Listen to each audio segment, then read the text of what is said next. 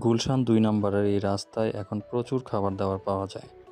ফুচকা হতে শুরু করে নানান ধরনের কাবাব, চটপটি, আইসক্রিম, মোমো আরও অনেক কিছু। আর এটা হচ্ছে সেই ভাইরাল চিপস আইটেম যেটা আমি আগে কখনো ট্রাই করিনি। ওদিন খেয়ে দেখলাম, খেতে বেশ ভালোই। বেশ কিছু চিপসের সাথে তারা বিভিন্ন ধরনের সস দেয়, আর হচ্ছে ধনেপাতা, টমেটো এগুলো মিশিয়ে একটা মিক্সচার তৈরি করে। খেতে ভালো লাগে, বাট প্রাইসটা একটু বেশি, আমার কাছে ওভার প্রাইস মনে হয়েছে। এতটুকু চিপসের দাম হচ্ছে 250 টাকা, অনেক বেশিই বটে। দামটা কম হলে আবার গিয়ে খাওয়ার মতো। আরেকটা মজার বিষয়, আইটেমগুলো তারা সবাই গাড়ির পেছনে বিক্রি করতেছে। গাড়ির পেছনে ডালা খুলে সেখানে আইটেমগুলো সাজিয়ে সেল করতেছে।